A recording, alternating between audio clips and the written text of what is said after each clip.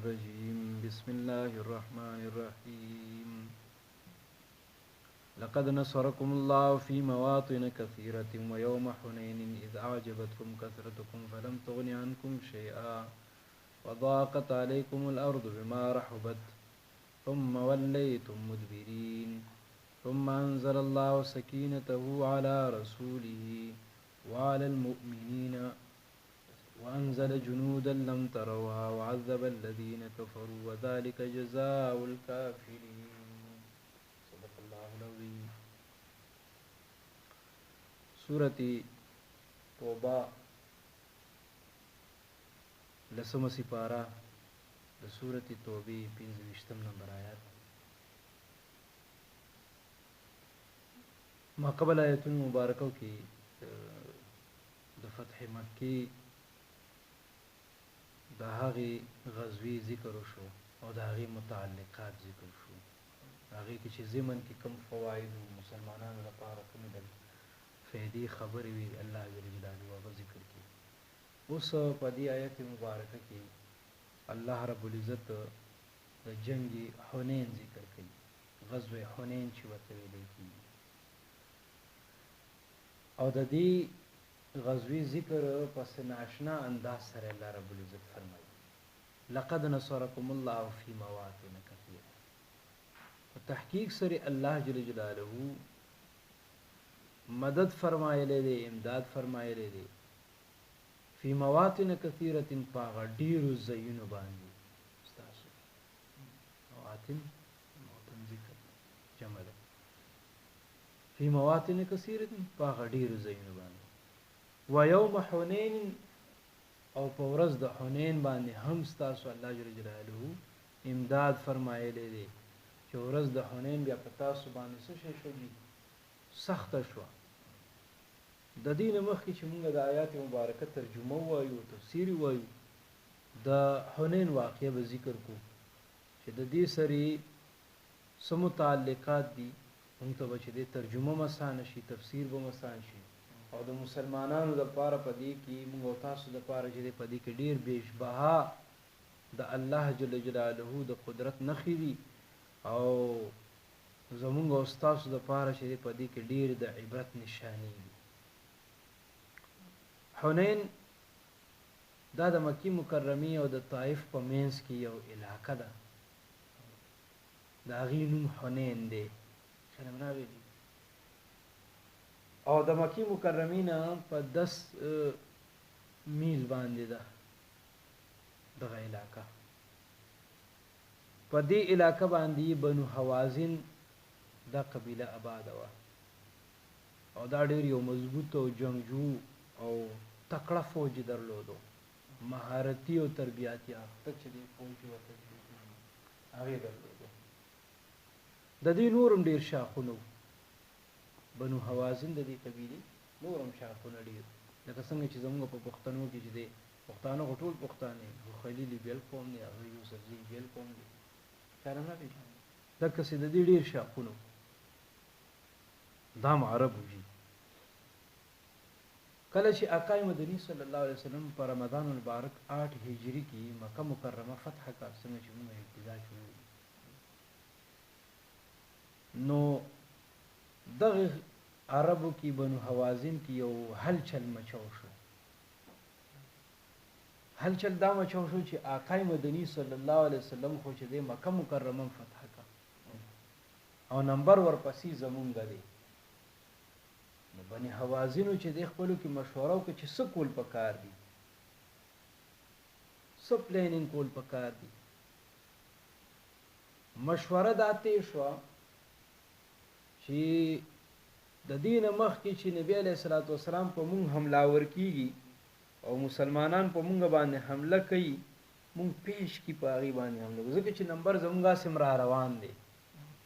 نو مونږ په وړاندې شو مونږ په مخکینی شو. نو د دې یو سردارو مالک ابن عوف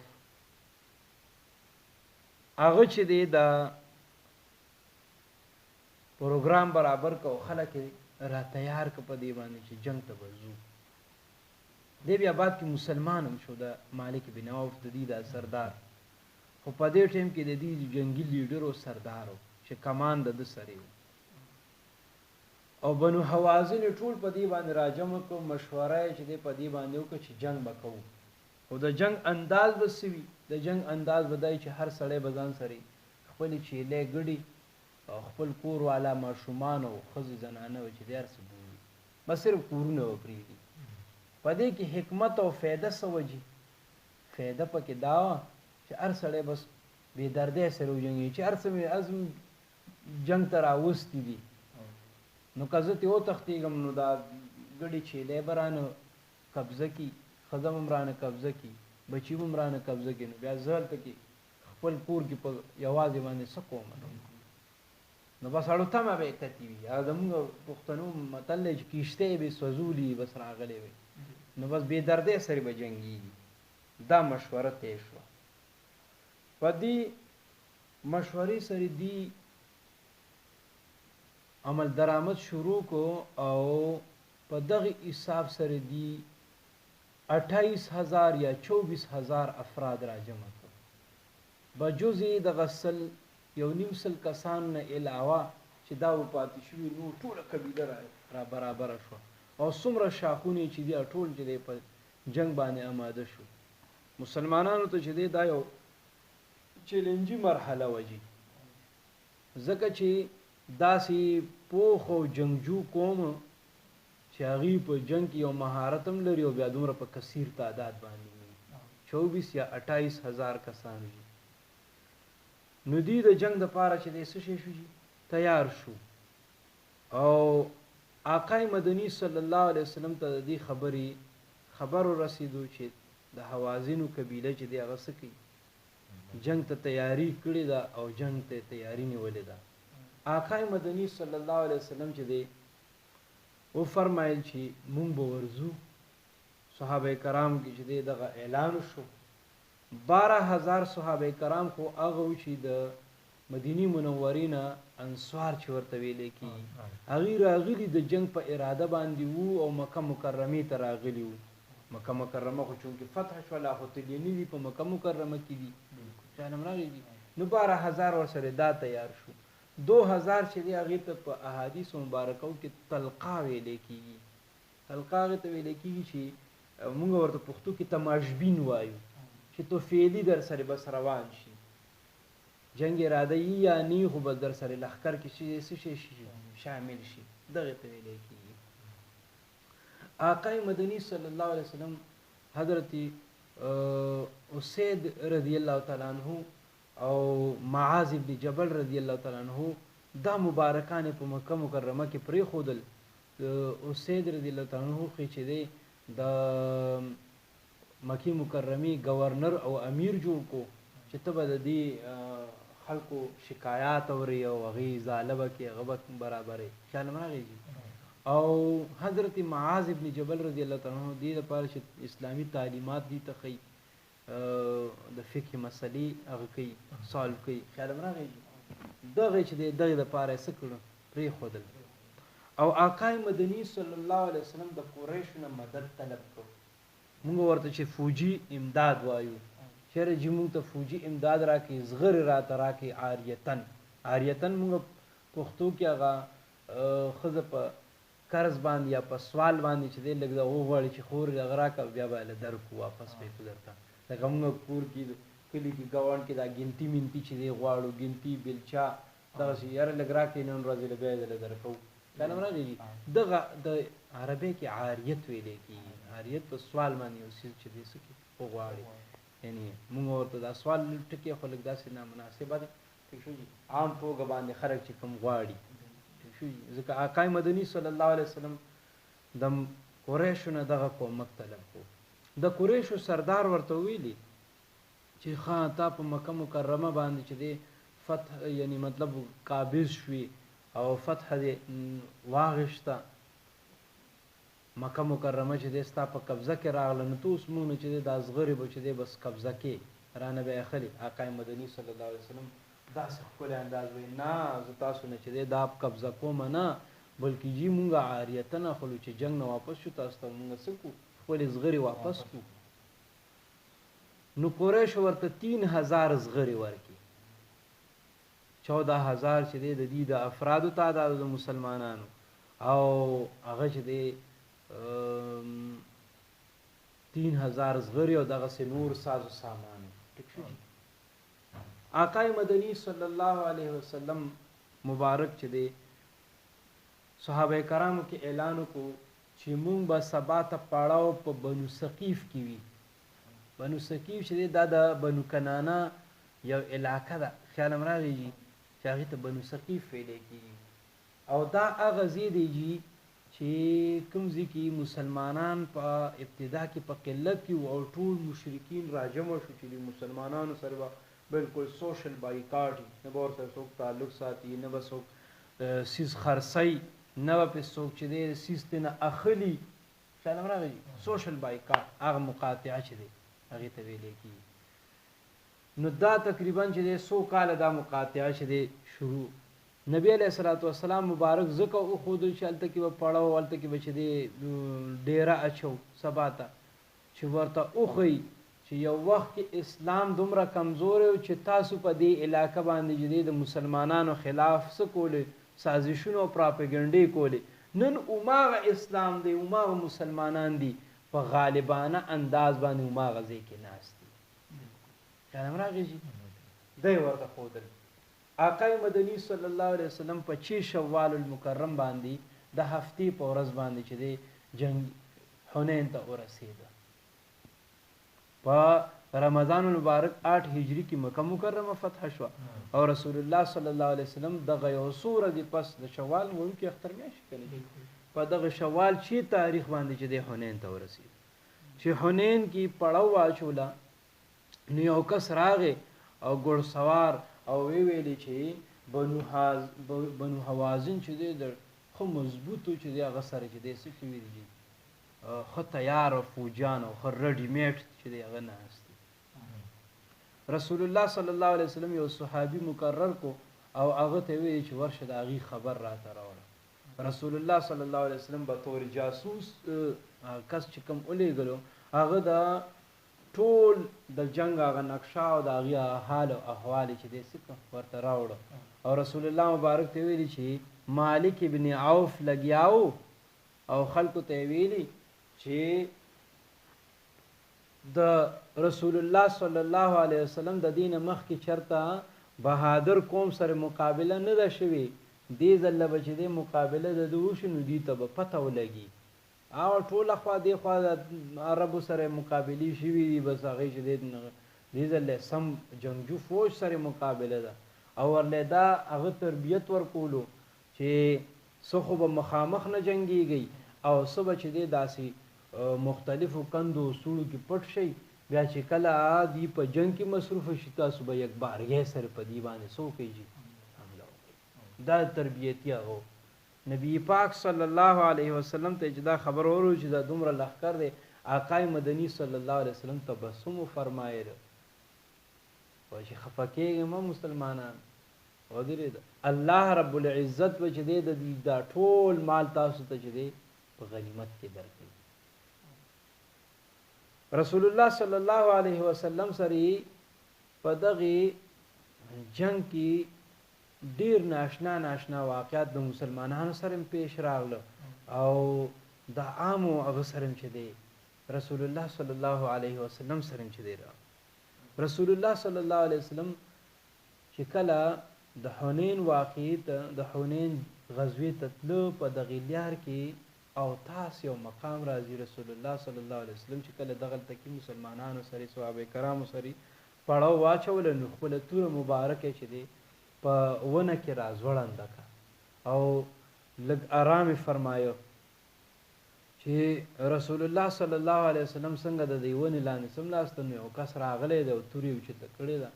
راخښتې ده هغه تورې او رسول الله صلی الله علیه وسلم باندې راویستې ده او رابیدار یې کوي من یمنعک مني تا به نن زمانه څوک بچ کوي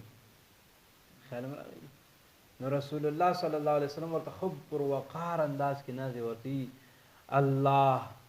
چې دا لفظ وفرمایله نو سړي باندې رګدار راغی او توره ترې لړه شوه حضرت بریده رضی الله تعالی عنہ چې دی دوی مبارک تور راوښتا یا چې دی وی توره راوویستله خپله توره رسول الله مبارک خو خپله توره ترېنه اوچته واغېسته چې هغه نه پرېوته خو بریده رضي الله تعالی عنه پې توره راوویسته ویلې چې د الله رسوله حکم راکړه دا ماته ښکاري دا د دشمنانو جاسوس دی دنه چې زه دا سر والوزومه آقای مدني صلی الله علیه وسلم ورته وفرمیل چې نه پرېږدې دا پروا نه کوي الله جل جلاله زما حفاظت فرمایي کلم راغی دقسې هم د دغې جنگ د پاره او د غزوې د پاره د روانګۍ یو واقع داسې وشوه چې شیبه بن عثمان رضی الله تعالی عنہ دوی مبارک خپل واقع څه په داسې شان ذکر کوي چې زما یو مې والد صاحب او یو مې تره دا په جنگي بدر کې پلار خو مې چې دی د عباس رضی الله تعالی عنہ د لاسه چې دی مړ شوی او مردار شوی په جنگ بدر کې او تره مې د حضرت علی رضی الله تعالی عنہ د لاسه چې دی مردار شوی نو زما هغه غیظ او غضب او هغه غصه مې چې دی په زړه کې برقراره وه چې کله به زه په آقای مدني صلی الله علیه وسلم باندې کابو ومومم او زه به هغه چې دی نعوذ بالله من ذلک شهید نو وایي په جنگ حنین کې یو حالت داسې جوړ شو او ذکر کیږي ان شاء الله چې دا مسلمانان سره تتر بتر شو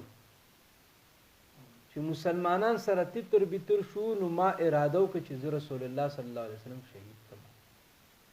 خو دې خواته یو طرف ته ورسره چې دی حضرت عباس رضی الله تعالی عنہ او یو بل صحابي چې ورسره ولاړو کلام راغی نو ابو سفیان سیبو ابو سفیان بن حارث چې په دې ټیم کې هغه مسلمان شوی په فتح مکه کې نو ابو سفیان سیب چې ورسره ولاړو رضی الله تعالی عنہ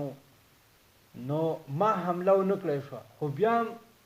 رستو طرف ته چې لاړم نو توره مې تیاره کړه چې په رسول الله مبارک باندې حمله وکړم رسول الله مبارک راته ولیدل او زه چې څنګه ولیدم نو ما ته یې چې ای شیبه بن عثمان راشه دی خوا نو زه ورته راغم چې زه ورته راغم زما په سینه باندې لاس کېښود او ما دپاره دعا وکړه چې اله العالمین د ده د زړه نه دا ټولې وسوسې او شیطاني خبرې لرې کړي نو زما په زړه کې د رسول الله مبارک محبت دومره هغه شو پوخ شو چې په دغه لږ ساعت کې رسول الله مبارک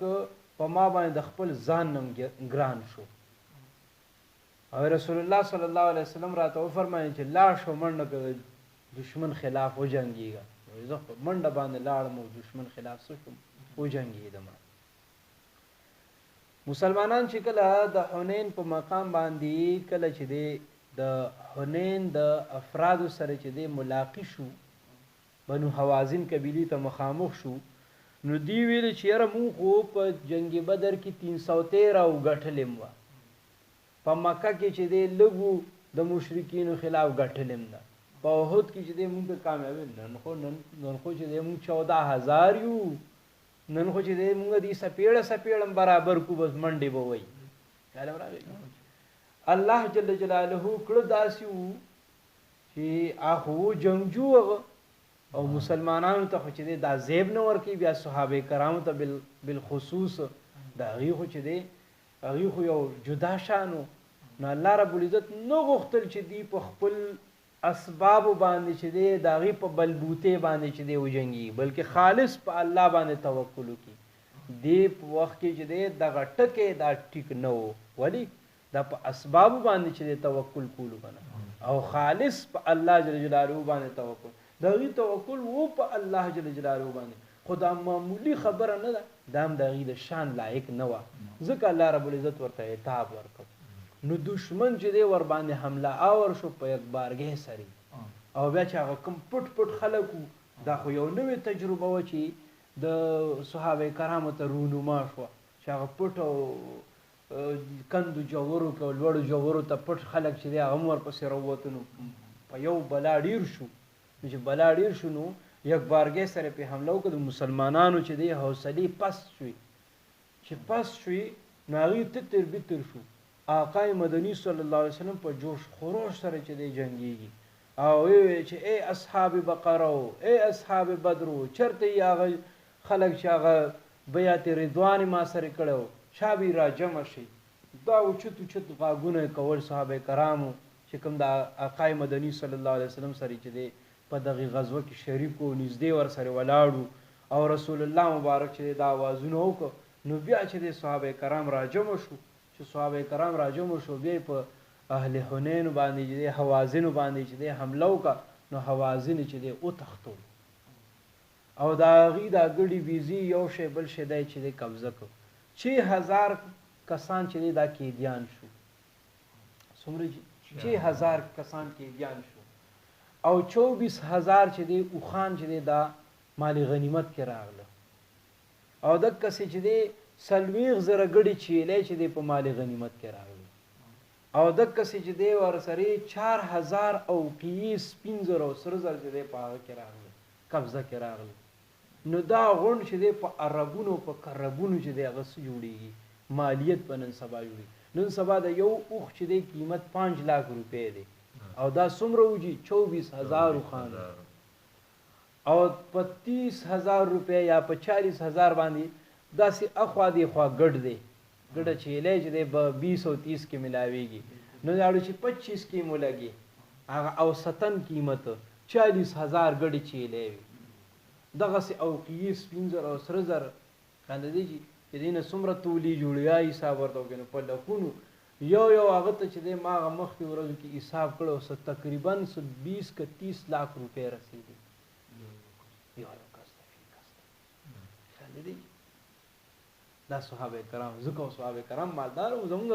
هغه جنګونه نه کوي فوجیان بې غیرته دي بس هماغه د عوامو وکي نشه ورکړی او راکاږي تېنه جوسونه او درې دا وینې ترې راسکي ولې دوی زموږ دفاع کوي په خپلو کورونو کې موږ سره پراته یو دوی زموږ دفاع کوي خالی دی چې لاړ شي جنګونه وکوي ودرېده چېرته ښځې مزې راولي چېرته چې دی انډیانا د اسرائیلونه عصري سپینې راولي سړیا موږ هم پکې 2-3 ورسېږي ستاسو هم پکې څه ناسه ورسېږي. نو دی له چې دی صاحب وروره دی له هم په دغې سند کې چې هر یو جرنیل ریټیر کېږي سند کې ولې هغه ورکوي بس ښکاړې ځمکې ورکوه دی چې دی ریټیر شو دله دا ځمکه ورکړه دله هغه ځمکه ورکړه زما پاکستان هم خوړلی دی بیا ولې ځمکې هم ورکوم چلم راغلی. نو دا په مال غنیمت کې راغله. حوازن قبیله چې دی دا ډېر پکې مسلمانان شو. رسول الله صلی الله علیه وسلم ته راغلل او وی چې دا الله رسوله موږ ته خپل قیدیان راکړي. رسول الله صلی الله علیه وسلم فرمایل چې دا خو مال غنیمت دی او زه به د صحابه کرامو سره مشوره کوم احد الامرین کې به تاسو ته چې دی اجازه در کوم کلم راغلی یا به خپل قیدیان اخلي او یا به چې دی مال غنیمت اخلي. دوه خبرې وي که خپل قیدیان نه بیا به مال غنیمت چې کوم مال ساز سامان دی او بیا چې دی نه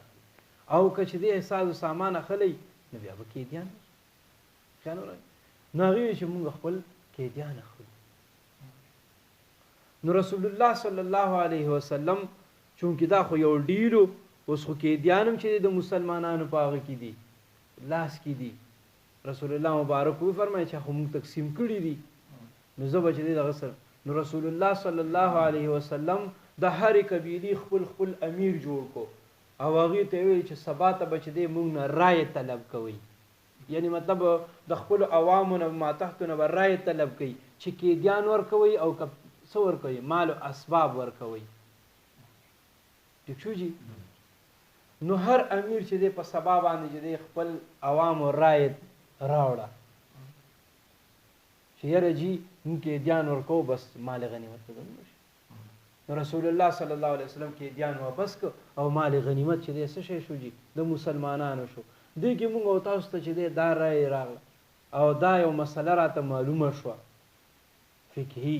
خیال راغلی چې کله هم داسې عوامي چنده وي نو آبه چې دی مخورس سړی به چې دی داسې نه کوي چې چا به پاسې لاسونه اوچت کوي پاسې کې څوک چنده کوي نه دې کې به یو سړی به وي غریب به وي خو آبه ستا پیژنګلو وي د دې مخورس سړي پیژنګلو به وي د شرمه نه به چې دی درته وایي چې زه دومره چنده ورکوم دا ګناه که نه لا يحل لامرئ ان ياكل مال اخيه الا بطيب نفس منه. ندی حلال د یو مسلمان د پاره چې هغه مال د بل مسلمان وخوري